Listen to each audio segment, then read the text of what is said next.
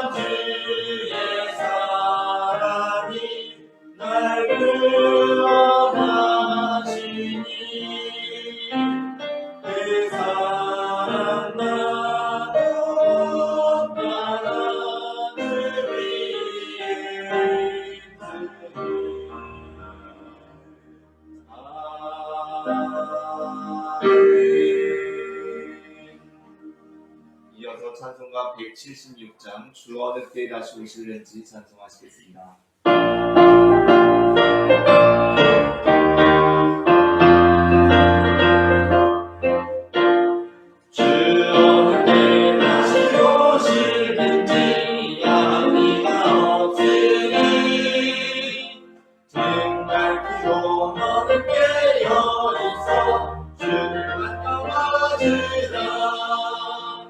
주 안에서 우리 건강하기 때문에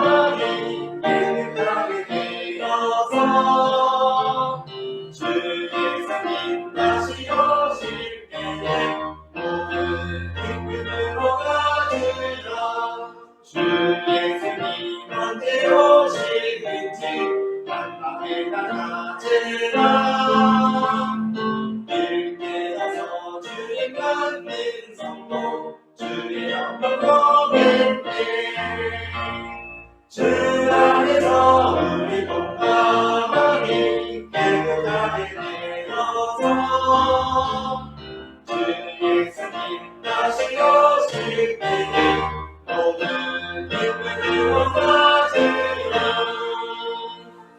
아멘. 이어서 찬송가 236장 우리 모든 수고 끝나 찬송하시겠습니다.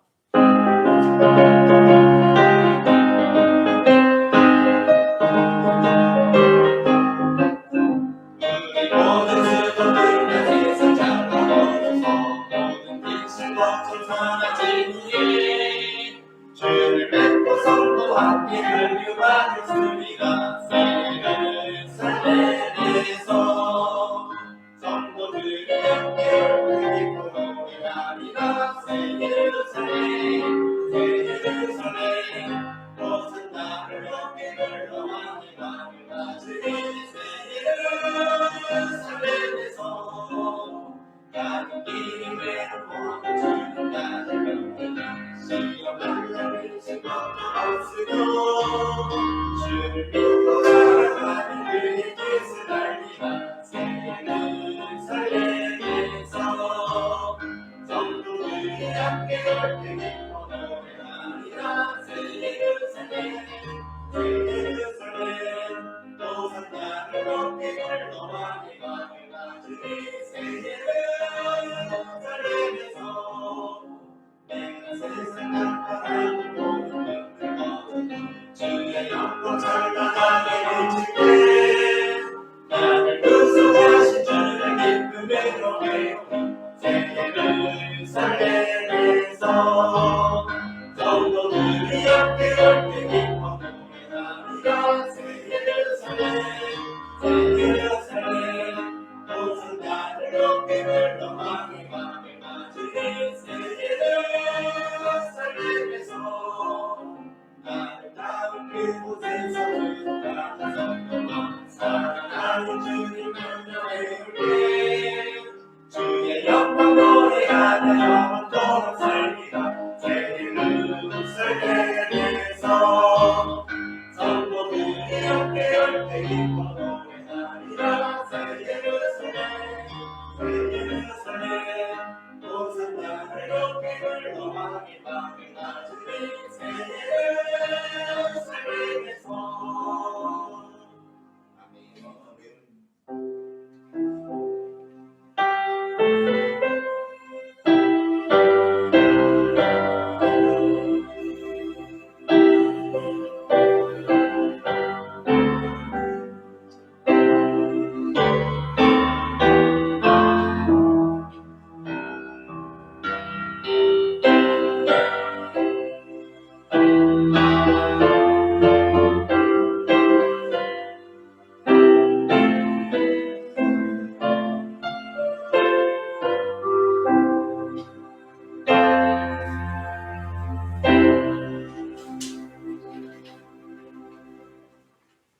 그가 찔림은 우리의 허물 때문이요 그가 상함은 우리의 죄악 때문이라. 그가 징계를 받음으로 우리는 평화를 누리고 그가 채찍에 맞음으로 우리는 나음을 받았도다. 우리는 다 양 같아서 그릇 행하여 각기 제 길로 갔거늘 여호와께서는 우리 모두의 죄악을 그에게 담당시키셨도다. 아멘. 태초에 말씀으로 우주 만물을 창조하시고 지금도 사랑과 공의로 이 땅을 다스리시는 하나님 아버지, 그 크신 사랑을 받으며 한 주간을 평안 중에 지냈던 저희가 오늘은 거룩한 주일을 맞이하여 시와 찬미와 신령한 노래를 부르며 성전으로 올라왔습니다. 마음과 뜻과 정성을 다하여 드리는 예배를 기쁘게 받아주시며 삼위일체 하나님만 홀로 영광을 거두어 주옵소서. 사순절 기간이 다하여가고 있습니다. 예배하는 저희로 십자가 곁으로 더욱 가까이 다가서게 하셔서 예수님의 크신 사랑과 은혜를 깊이 알아가게 하옵소서. 예수님의 이름으로 기원하옵나이다. 아멘.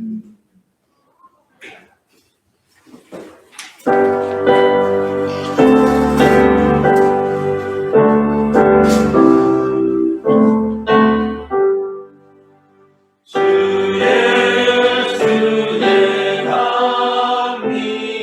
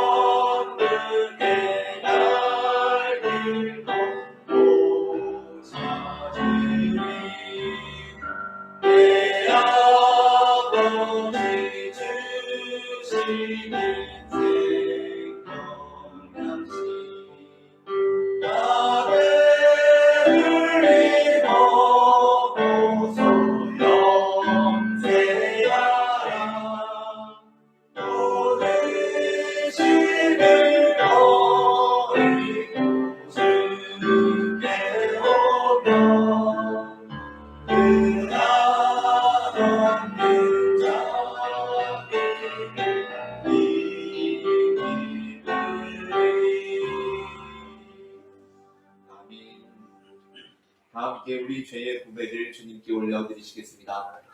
사순절 마지막 주간에 눈앞으로 다가와 있는 십자가 고난을 바라보면서 회개합니다. 낮고 천한 죄인을 구원하여 주시고 하나님의 자녀로 삼아주신 은혜와 구고 귀하감만 저희는 그 사랑을 깊이 깨닫지 못했습니다. 십자가 은혜로 함께 하나님의 자녀가 된 믿음의 형제자매를 귀하게 여기지 못했습니다. 우리의 죄를 용서하여 주시옵소서. 예수님의 이름으로 이 고백의 기도를 드립니다. 아멘. 이 시간 우리의 죄를 사하시는 주님의 용서의 말씀을 받으시겠습니다. 너희는 옷을 찢지 말고 마음을 찢고 너희 하나님 여호와께로 돌아올지어다. 그는 은혜로우시며 자비로우시며 노하기를 더디하시며 인애가 크시사 뜻을 돌이켜 재앙을 내리지 아니하시나니. 아멘. 함께 교독문 128번 사순절 5번째 교독하시겠습니다. 나의 영혼이 잠잠히 하나님만 바라며 나의 구원이 그에게서 나오는도다. 오직 그만이 나의 반석이시오 나의 구원이시오 나의 요새이시니 내가 크게 흔들리지 아니하리로다. 넘어지는 담과 흔들리는 울타리같이 사람을 죽이려고 너희가 일제히 공격하기를 언제까지 하려느냐. 그들이 그를 그의 높은 자리에서 떨어뜨리기만 해하고 거짓을 즐겨하니 입으로는 축복이요 속으로는 저주로다. 나의 영혼아 잠잠히 하나님만 바라라. 물은 나의 소망이 그로부터 나오는도다. 오직 그만이 나의 반석이시오 나의 구원이시오 나의 요새이시니 내가 흔들리지 아니하리로다. 나의 구원과 영광이 하나님께 있으며 내 힘의 반석과 피난처도 하나님께 있도다. 백성들아 시시오 그를 의지하고 그의 앞에 마음을 구하라. 하나님은 그의 피난처시로다. 아멘. 함께 사도신경으로 우리의 신앙을 고백하시겠습니다. 전능하사 천지를 만드신 하나님 아버지를 내가 믿사오며 그 아들 우리 주 예수 그리스도를 믿사오니 이는 성령으로 잉태하사 동정녀 마리아에게 나시고 본디오 빌라도에게 고난을 받으사 십자가에 못 박혀 죽으시고 장사한 지 사흘 만에 죽은 자 가운데서 다시 살아나시며 하늘에 오르사 전능하신 하나님 편에 앉아 계시다가 저리로서 산자와 죽은 자를 심판하러 오시리라. 성령을 믿사오며 거룩한 공예와 성도가 서로 교통하는 것과 죄를 사하여 주시는 것과 몸이 다시 사는 것과 영원히 사는 것을 믿사옵나이다. 아멘.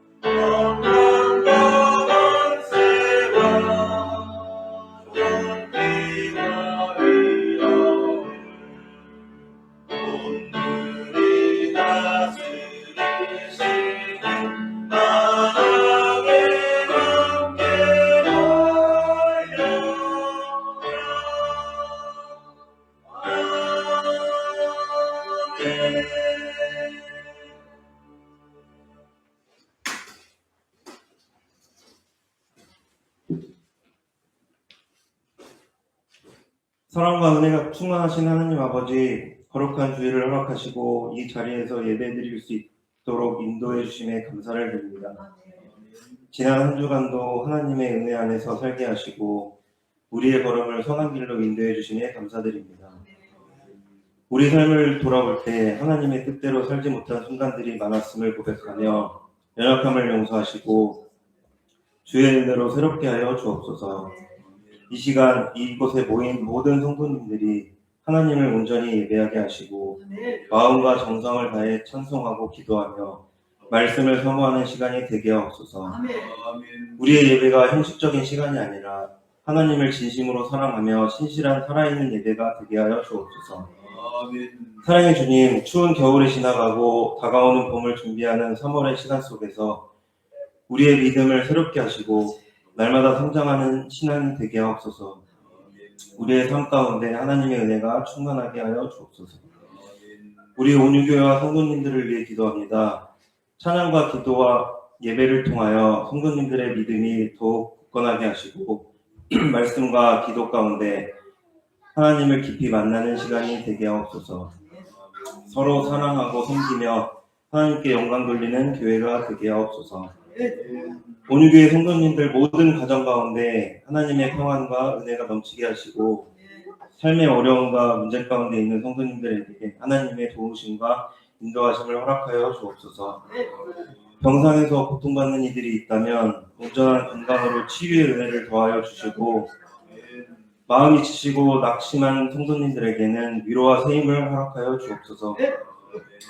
자비의 하나님 아버지, 나라와 세계의 평화를 위해 기도합니다. 최근 미국과 이란의 전쟁으로 중동 지역의 피해가 커지고 있고 병원과 민간 기반 시설까지 영향을 받으며 국제적 긴장이 확대되고 있습니다.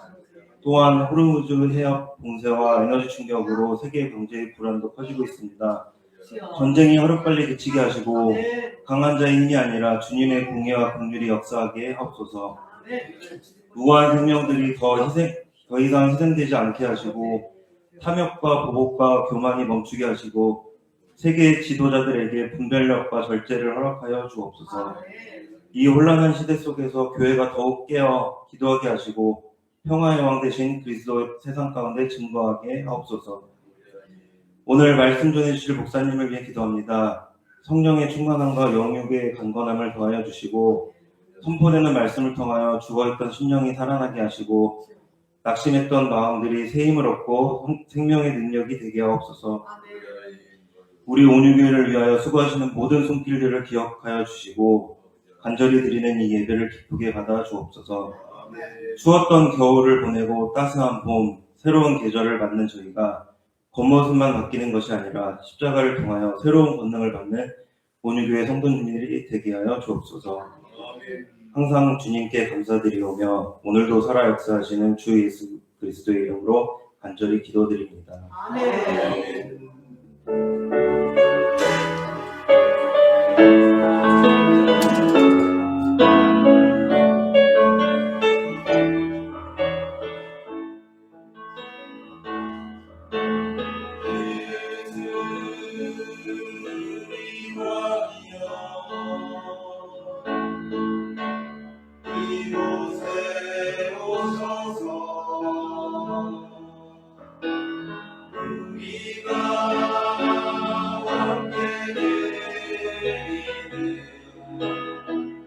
영광을 받아주소서.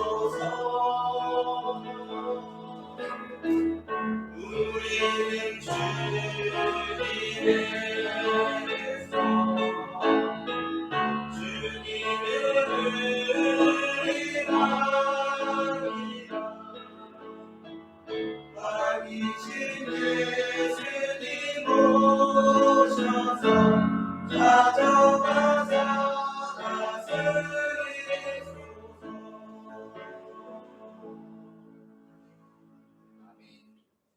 오늘 우리가 다 함께 나눌 말씀은 데살로니가 전서 5장 1절부터 2절까지입니다.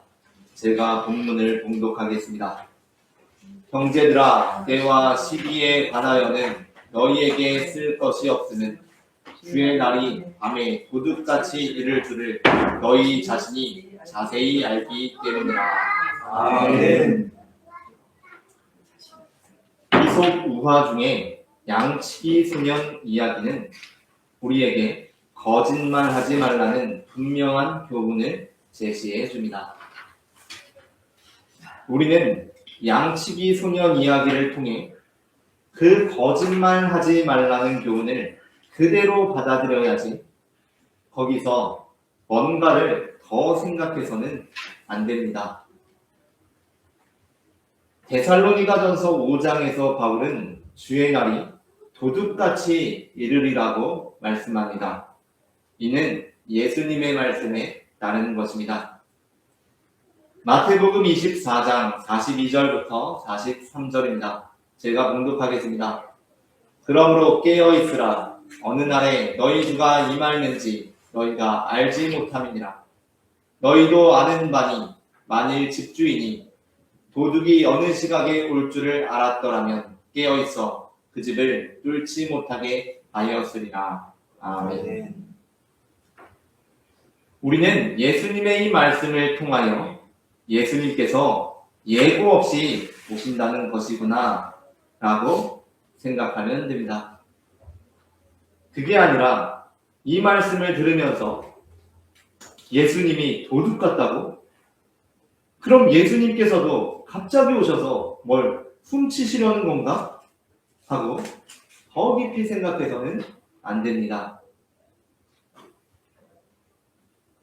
하지만 때로 우리는 그 본래 교훈을 유념하면서 그 메시지에 대해 다양한 방식으로 생각해 봄으로써 보다 더 풍성한 생각할 거리들을 얻을 수 있습니다.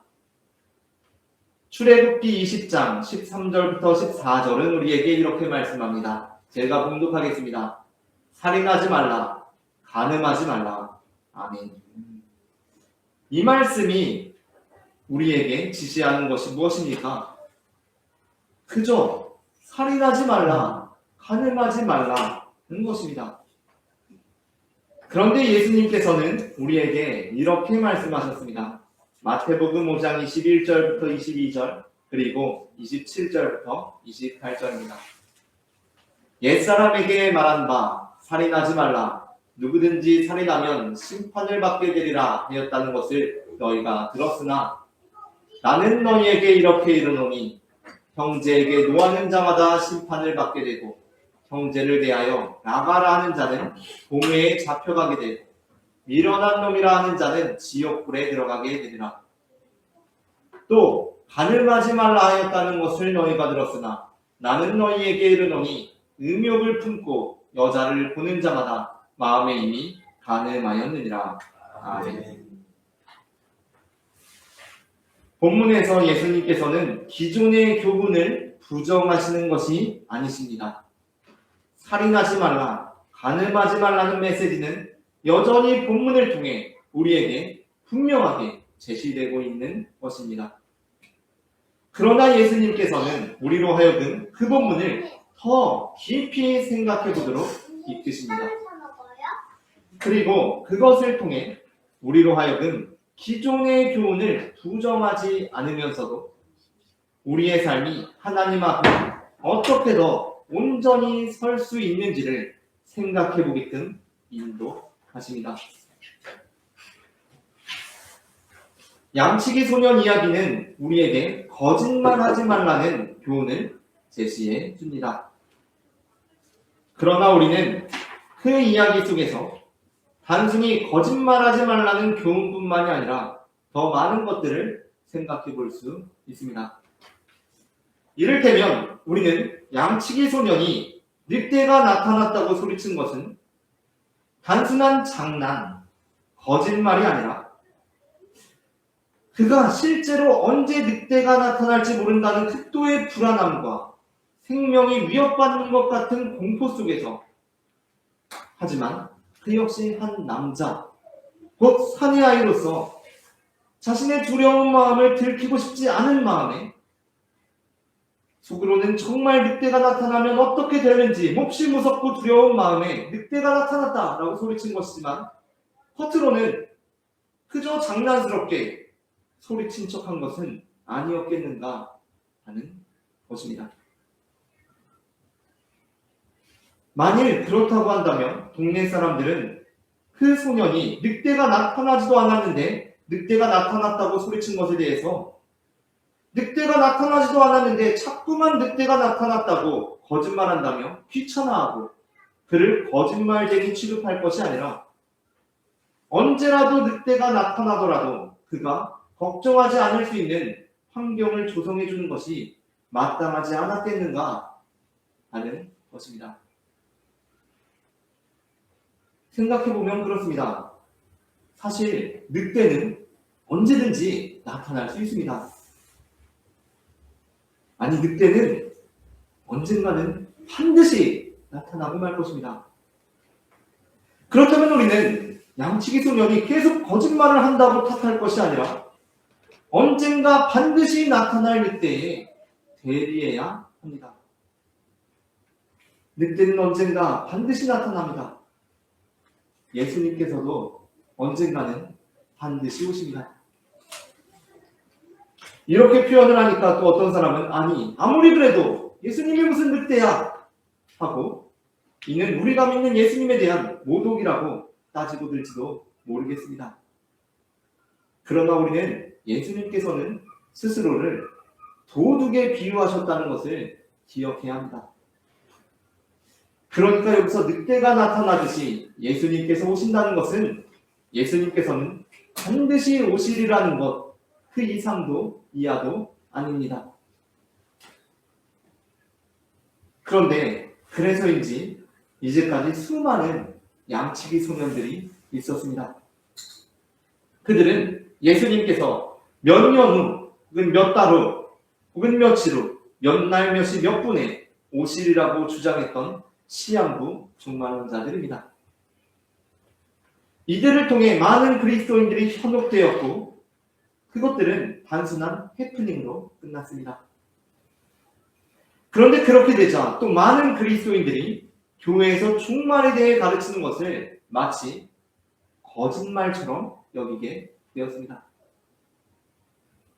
그러니까 양치기 소년이 하도 거짓말을 해서 이제 동네 사람들은 양치기 소년이 진짜 늑대가 나타나서 나타났다고 해도 늑대는 절대로 나타나지 않을 것이고 그의 말은 거짓말이라고 여기게 된 것처럼 마치 시한부 종말론자들에게 예수님의 종말에 대한 메시지가 몇 차례 거짓말로 드러나다 보니 이제 많은 기독교인들까지도 교회에서 예수님께서 오시리라는 메시지를 선포하는 것에 대해서 예수님께서는 절대로 오시지 않으리라고 여기게 된 것입니다. 하지만 이것은 종말에 대한 그리스도인들의 올바른 태도가 아닙니다. 그렇다면 종말에 대한 그리스도인의 올바른 태도는 무엇입니까? 만일 양치기 소년의 동네 사람들이 조금이라도 사려 깊은 사람들이었다면 동네 사람들은 늑대가 나타났다고 소리치고 그에 놀라서 찾아온 사람들에게 그냥 장난이었어요 라고 멋쩍게 웃어 보이는 그 어린 사내아이의 흔들리는 그 눈빛 속에서 그 속에 깊이 서려있는 두려움을 살필 수 있었을 것입니다. 그리고 동네 사람들은 이렇게 생각했을 것입니다. 그래, 이번에는 양치기 소년이 비록 장난을 친 것일 뿐이라고 했지만 사실 생각해보니까 늑대는 언제든지 나타날 수 있고, 아니, 이곳에 양이 있으니까 늑대는 언젠가는 반드시 나타날 텐데, 그러고 보면 우리가 이 허허벌판에 이 한 소년이 아무런 보호도 받지 못한 채 혼자 양떼를 보도록 내버려 두는 것은 적절한 처신이 아닐 것이다. 그가 이곳에서 계속해서 양을 치면서도 더 이상 두려워하지 않을 수 있도록 조치가 필요하다라고 생각했을 것입니다. 이는 사려 깊은 그리스도인들에게 역시 해당되는 태도입니다. 우리는 이제까지 많은 그리스도인들이 시한부 종말론에 넘어가 그 삶이 송두리째 무너지는 모습들을 보아왔습니다. 그렇다면 우리는 그때 진실로 보아야 하는 것이 무엇입니까?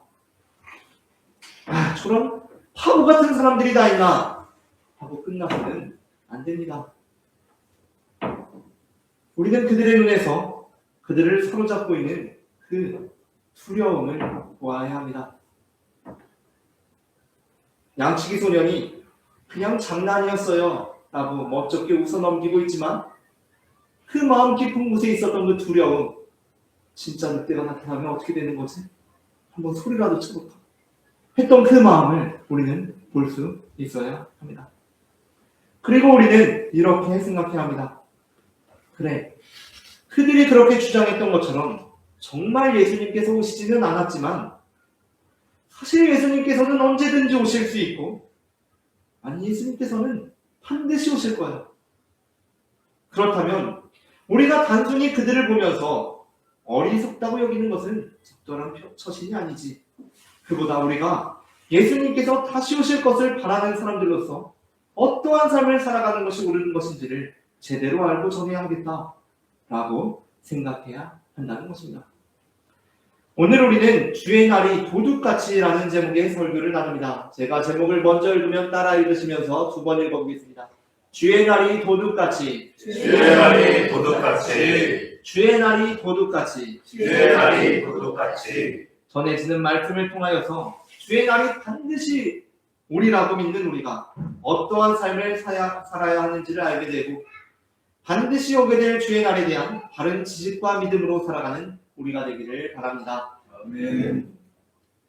그렇다면 주의 날에 대한 믿음을 가지고 있는 우리는 어떠한 삶을 살아야 합니까? 먼저 첫째 함께 읽겠습니다. 첫째, 정신을 차리고 살아야 합니다.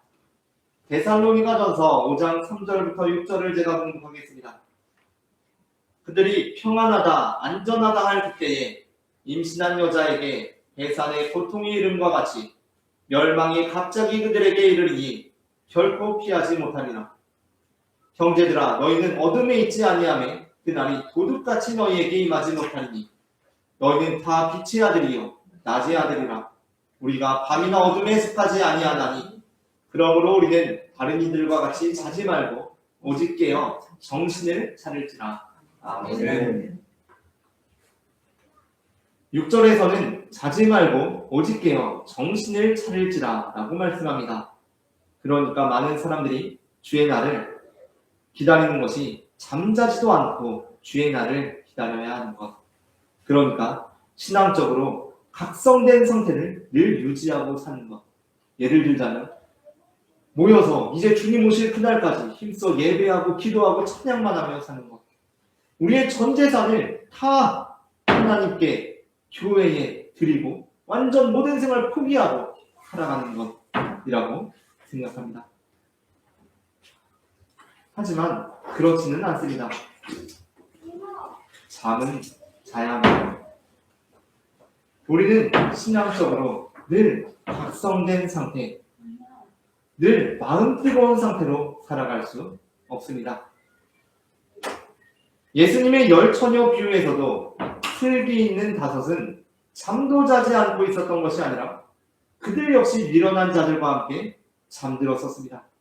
그러니까 여기서 자지 말고라는 것은 수사적인 표현입니다. 이렇게 생각해 봅시다. 어려운 시험을 준비 중인 길동이는 1년 전부터 이것저것 시험 준비를 합니다. 그런데 의지가 약한 길동이는 처음에는 좀 준비하는 것 같다가 금세 나태해집니다. 그래서 어느새 매일 게임하고 놀고 그렇습니다. 그러다가 이제 어느새 시험이 며칠 앞으로 임박해 오면 정신이 번쩍 듭니다. 그래서 한 일주일 전부터는 풀이 나게 잠도 안 자고 공부합니다. 그런데 그렇게 하면 시험에 붙을 수 있겠습니까? 보통 사람들이 수개월에서 수년을 준비하는 시험을 일주일 준비해서는 절대로 합격을 할 수가 없습니다. 그럴 때 또 시험에 떨어진 길동이를 보고 엄마가 이렇게 말합니다. 너 언제 정신 차릴래? 라고 말합니다. 여기서 우리는 길동이가 시험을 일주일 앞두고 정신이 번쩍 든 것과 시험이 떨어진 길동이에게 길동이 엄마가 너 언제 정신 차릴래? 라고 한 말의 의미를 생각해 볼 수 있습니다. 중요한 것은 정신을 안 차리고 사는 사람들일수록 정신이 번쩍 드는 일이 많다는 것입니다. 일상생활 속에서 정신을 안 차리고 사는 사람들일수록 정신을 차리고 사는 사람들일수록 정신이 번쩍 드는 일은 별로 없습니다. 마태복음 25장에 나오는 열 처녀 비유에 앞서 마태복음 24장에서 예수님께서는 충성되고 지혜 있는 종에 대한 말씀을 들려주십니다. 여기서 충성되고 지혜 있는 종은 주인이 늦게 오리라고 생각하며 먹고 마신 종과는 대비되는 의미의 충성되는 종입니다. 그는 말씀에서 깨어있는 종으로 일컬어집니다. 그렇다면 그 깨어있는 종은 실제로 어떠한 종이었겠습니까? 그러니까 그는 주인이 언제 올지 모르니까 정말 뜬 눈으로 매일 밤을 지새우며 초인적인 능력으로 잠도 자지 않은 종이었겠습니까? 그렇지 않다는 것입니다. 그것은 현실적으로 불가능한 일입니다. 그것은 절대로 성실한 삶이 아닙니다. 정신이 번쩍 들어서 사는 삶은 성실한 삶이 아닙니다. 늘 정신 차리고 사는 삶이 성실한 삶입니다. 그 종은 주인이 언제 올지 모르니 매일 잠을 자지 않은 종이 아니라 늘 그저 주어진 일상적인 삶을 성실하게 살아낸 종이었을 것입니다. 주인이 돌아왔을 때 칭찬받은 종은 매일 술 친구들과 놀다가 임기응변으로 딱 주인이 돌아왔을 때 마침 열심히 일하고 있는 것처럼 보이도록 연출한 종이 아닙니다. 주인이 돌아왔을 때 칭찬받는 종은 지금 당장 잘 시간이라서 잠을 자고 있더라도 늘 성실하게 항상 그 삶을 살아온 종이라는 것입니다. 그것이 바로 정신이 번쩍 드는 삶을 살아가는 것이 아니라 늘 정신을 차리고 사는 사람들의 삶입니다. 다음으로 둘째 함께 읽겠습니다. 둘째, 소망을 가지고 살아야 합니다. 데살로니가전서 5장 7절부터 10절을 제가 봉독하겠습니다. 자는 자들은 잠에 자고 취하는 자들은 밤에 취하되 우리는 낮에 속하였으니 정신을 차리고 믿음과 사랑에 호신경을 붙이고 구원의 소망에 투구를 쓰자. 하나님이 우리를 세우심은 노하심에 이르게 하심이 아니요 오직 우리 주 예수 그리스도로 말미암아 구원을 받게 하심이라. 예수께서 우리를 위하여 죽으사 우리로 하여금 깨어있든지 자든지 자기와 함께 살게 하려 하셨느니라. 아멘. 앞선 6절에서 우리는 자는 것이 정신을 차리지 않고 사는 것을 의미한다고 했습니다. 그러니까 자는 것은 늘 정신만 번쩍 드는 삶을 사는 것입니다. 자주 정신이 번쩍 든다는 것은 평소에 절대로 정신을 차리고 살고 있다는 것이 아닙니다. 그러니까 자는 것은 부정적인 의미입니다. 그런데 10절에서는 깨어있든지 자든지 예수님과 함께 살게 된다고 하십니다. 그러니까 10절에서 잔다는 것은 지금 바울이 계속적으로 사용하는 6절에서의 자는 것, 곧 정신을 차리지 않고 늘 정신만 번쩍 드는 삶을 사는 것을 의미하지 않습니다. 그렇다면 10절에서의 자는 것은 우리가 앞서 살펴본 것처럼 마태복음에서처럼 우리는 인간이기에 늘 신앙적인 각성 상태를 유지할 수 없으니 우리가 인간으로서 당연히 취해야 할 휴식 같은 것들을 의미하는 것이겠습니까? 물론 그렇게 해도 뜻은 통합니다. 그러나 본문의 정확한 의미는 앞선 데살로니가전서 4장 후반부 곧 13절부터 18절까지와 함께 볼 때 분명하게 파악할 수 있습니다. 앞선 4장 13절부터 18절에서 바울은 그리스도인의 부활에 관하여 말씀합니다. 13절부터 15절까지만 보겠습니다. 형제들아, 자는 자들에 관하여는 너희가 알지 못함을 우리가 원하지 아니하노니 이는 소망 없는 다른 이와 같이 슬퍼하지 않게 하려 함이라. 우리가 예수께서 죽으셨다가 다시 살아나심을 믿을진대 이와 같이 예수 안에서 자는 자들도 하나님이 그와 함께 데리고 오시리라. 우리가 주의 말씀으로 너희에게 이것을 말하노니 주께서 강림하실 때까지 우리 살아남아 있는 자도 자는 자보다 결코 앞서지 못하리라.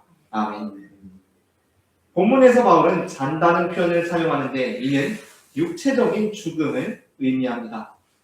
그러니까 10절 본문이 말씀하는 것 역시 곧 예수님의 죽으심을 통해서 우리는 육체적으로 살아있는 자들이나 죽어있는 자들이나 다 예수님 안에서 다시 살리심을 받는다는 것입니다. 주의 날은 최종 심판의 날이고 그러한 면에서 두려운 날입니다. 그러나 그것은 믿지 않는 자들에게 해당되는 것이지 믿는 자들에게도 그러한 것이 아닙니다. 믿는 자들에게 주의 날은 육체적으로 살아있는 자들에게나 육체적으로 이미 죽음에 이른 사람들에게나 구원의 날입니다. 요한계시록 21장 1절부터 8절은 이렇게 말씀합니다. 제가 봉독하겠습니다. 또 내가 새 하늘과 새 땅을 보니 처음 하늘과 처음 땅이 없어졌고 바다도 다시 있지 않더라. 또 내가 보매 거룩한 성 새 예루살렘이 하나님께로부터 하늘에서 내려오니 그 준비한 것이 신부가 남편을 위하여 단장한 것 같더라. 내가 들으니 보좌에서 큰 음성이 나서 이르되 보라, 하나님의 장막이 사람들과 함께 있으니 하나님이 그들과 함께 계시리니 그들은 하나님의 백성이 되고 하나님은 친히 그들과 함께 계셔서 모든 눈물을 그 눈에서 닦아주시니 다시는 사망이 없고 애통하는 것이나 혹하는 것이나 아픈 것이 다시 있지 아니하리니 처음 것들이 다 지나갔음이로라. 보좌에 앉으신 이가 이르시되 보라, 내가 만물을 새롭게 하노라 하시고 또 이르시되 이 말은 신실하고 참되니 기록하라 하시고 또 내게 말씀하시되 이루었도다. 나는 알파와 오메가요 처음과 마지막이라. 내가 생명수 샘물을 목마른 자에게 값없이 주리니 이기는 자는 이것들을 상속으로 받으리라. 나는 그의 하나님이 되고 그는 내 아들이 되리라. 그러나 두려워하는 자들과 믿지 아니하는 자들과 흉악한 자들과 살인자들과 음행하는 자들과 점술가들과 우상숭배자들과 거짓말하는 모든 자들은 불과 유황으로 타는 못에 던져드리니 이것이 둘째 사망이라. 아멘. 그날은 믿지 아니하는 자들이 불과 유황으로 탄 못에 던져지는 날입니다. 그러나 믿는 우리에게는 어떠한 날입니까? 이제야 비로소 예수님께서 우리의 눈에서 모든 눈물을 닦아주시는 날입니다. 다시는 사망이 없는 날입니다. 다시는 애통하는 것이 없는 날입니다. 다시는 혹하는 것이나 아픈 것이 없는 날입니다. 그렇게 최종적인 구원이 우리에게 임하게 되는 것입니다. 마지막으로 셋째 함께 읽겠습니다. 셋째, 서로 병을 잡으려 살아야 합니다. 데살로니가전서 5장 11절을 제가 공독하겠습니다. 그러므로 피차 권면하고 서로 덕을 세우기를 너희가 하는 것 같이 하라. 아멘. 그리스도 안에서 우리는 모두 이미 큰 은혜를 받은 사람들입니다. 예수님께서는 우리를 일만당하듯 탕감받은 자에 비유하셨습니다. 그렇다면 우리가 행해야 하는 것은 무엇입니까? 우리도 우리에게 100데나리온 빚진 자들을 탕감해주면서 살아야 하는 것입니다. 예수님께서는 이렇게 말씀하십니다. 마태복음 7장 1절부터 2절입니다. 비판을 받지 아니하려거든 비판하지 말라. 너희가 비판하는 그 비판으로 너희가 비판을 받을 것이요 너희가 헤아리는 그 헤아림으로 너희가 헤아림을 받을 것이니라. 아멘. 야고보서 2장 10절부터 13절입니다. 누구든지 온 율법을 지키다가 그 하나를 범하면 모두 범한 자가 되나니 간음하지 말라 하시니가 또한 살인하지 말라 하셨은즉 내가 비록 간음하지 아니하여도 살인하면 율법을 범한 자가 되느니라. 너희는 자유의 율법대로 심판받을 자처럼 말도 하고 행하기도 하라. 긍휼을 행하지 아니하는 자에게는 긍휼 없는 심판이 있으리라. 긍휼은 심판을 이기고 자랑하느니라. 아멘. 우리는 사실 그리스도의 은혜와 공로가 아니라면 모두 다 심판받을 사람들입니다. 심판받아 마땅한 우리가 예수 그리스도의 십자가 부혈로 구원을 얻게 되었습니다. 그런데 나아가 우리가 그 구원의 확증을 받는 방법이 있습니다. 그것은 우리가 다른 사람들에게 긍휼을 베풀며 사는 것입니다. 다른 사람들을 비판하지 않고 덕을 세우며 사는 것입니다. 예수님께서는 그렇게 할 때 우리가 비판받지 않을 것이고 우리가 헤아림을 면하게 될 것이고 우리가 긍휼 없는 심판이 아니라 긍휼 있는 심판을 받게 되어 심판을 이기고 자랑할 것이라고 말씀하십니다. 누가복음 16장에서 예수님께서는 옳지 않은 청지기 비유를 들려주십니다. 이 비유의 교훈은 분명한 것인데 많은 사람들이 이 비유로부터 너무 많은 것들을 생각하는 바람에 그 분명한 교훈을 놓쳐버리곤 합니다. 그렇다면 이 옳지 않은 청지기의 비유의 분명한 교훈은 무엇입니까? 그것은 주인과 관계 있는 사람들의 환심을 사서 그 주인으로부터 받을 심판을 면하라는 것입니다. 옳지 않은 청지기는 주인을 통해 영주할 처소로 영접되는 것이 아니라 자신이 환심을 산 사람들에 의해 영주할 처소로 영접됩니다. 8절부터 9절을 제가 봉독하겠습니다. 주인이 이 옳지 않은 청지기가 이를 지혜 있게 하였으므로 칭찬하였으니 이 세대의 아들들이 자기 시대에 있어서는 빛의 아들들보다 더 지혜로움이니라. 내가 너희에게 말하노니 불의의 재물로 친구를 사귀라. 그리하면 그 재물이 없어질 때에 그들이 너희를 영주할 처소로 영접하리라. 아멘. 우리 주변에 그리스도의 보혈을 통해 구원을 받은 우리들의 형제 자매들이 있습니다. 우리가 그들에게 덕을 세운다면 우리가 하나님 앞에 서게 되었을 때 그들이 우리에 대해 하나님께 좋게 이야기해 주지 않겠습니까? 이 사람 참 좋은 사람이라고 이야기해 주지 않겠습니까? 그렇게 될 때 하나님께서는 우리에게 책망할 것이 있더라도 그 사람들의 이야기를 듣고 우리에 대해 책망할 거리들을 문제 삼지 않으신다는 것입니다. 말씀을 마칩니다. 주의 날에 대한 믿음을 가지고 있는 우리는 정신을 차리고 살아야 하고 소망을 가지고 살아야 하며 서로 덕을 세우며 살아야 합니다. 주의 날이 반드시 오리라고 믿는 우리가 주의 날에 대한 바른 지식과 믿음으로 살아가므로 예수님께서 다시 오시는 그날 최종적인 구원에 이르는 믿음의 자녀들이 되기를 소망합니다. 함께 기도하시겠습니다. 사랑의 주님 은혜를 감사합니다. 아멘. 우리의 모든 죄를 대속하시기 위하여 십자가를 지시고 죽으셨다가 다시 살아나셔서 하늘에 오르셨고 이제 다시 이 땅에 오실 주님, 우리가 주님께서는 이 땅에 반드시 다시 오시리라고 믿습니다. 우리가 그 믿음으로 살아갈 때에 우리가 정신을 차리고 살아가며 소망을 가지고 살아가고 서로 덕을 세우고 살아가므로 주님께서 다시 오실 그날 칭찬받고 최종적인 구원에 이르는 믿음의 자녀들 될 수 있도록 도와주시옵소서. 사랑의 주 예수 그리스도의 이름으로 기도합니다. 아멘. 다 함께 찬송가 447장 찬송하시면서 봉헌하시겠습니다.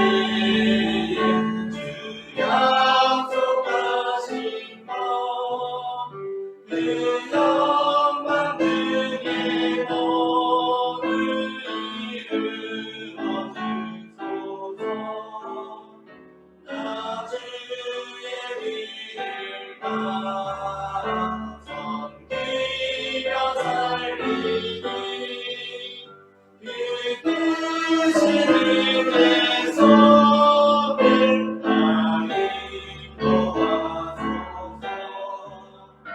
이 세상 온 것이 함께 마음을 흔들고 저악한 원수를 향하게 있으나 주 나를 돌보 주소서에 앞에 계시고 내 옆에 계신 것을 알게 하소서. 선악과 빛난 것을 주 허락했으니 그 허락하신 것을 사모합니다. 끝까지 쉬지 않고 주 찬양하리니 주 넓은 사랑으로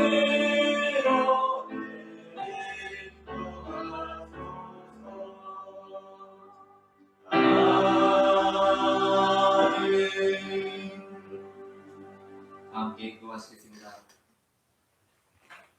사랑의 주님 은혜를 감사합니다. 지난 한 주간도 하나님께서 우리의 발걸음을 인도해 주셔서 우리가 이렇게 주님 앞에 다시 나와 예배할 수 있음을 고백합니다. 시작되는 한 주간도 우리가 우리의 힘과 능력을 의지하며 살아가는 것이 아니라 오직 주님만을 바라며 살아갈 수 있도록 도와주시옵소서. 아멘.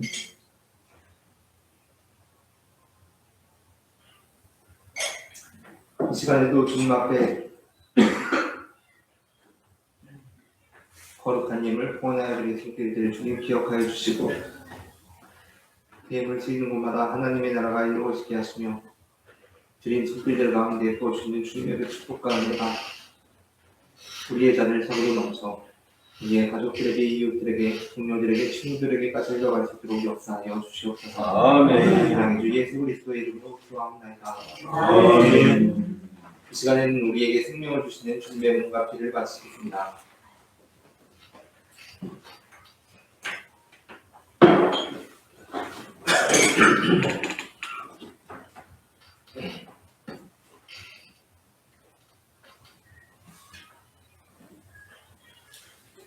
이것은 주님의 몸, 이것은 주님의 피, 이것을 먹고 마셔 주님의 생명 얻네. 이 떡을 받습니다. 이 떡을 받습니다. 주님을 사랑해요. 십자가 기억하리. 이것은 주님입니다.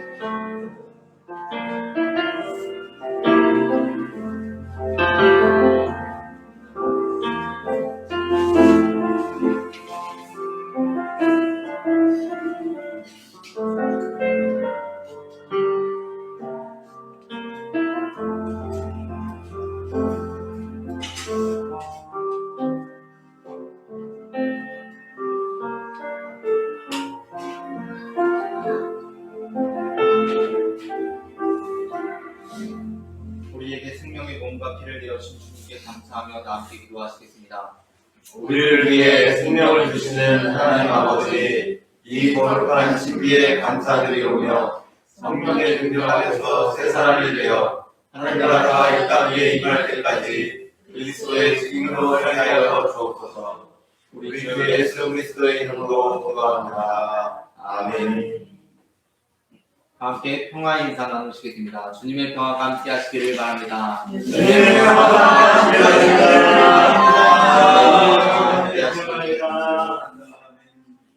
함께 일어나셔서 찬송가 620장 여기에 모인 우리 1절 작성하시겠습니다.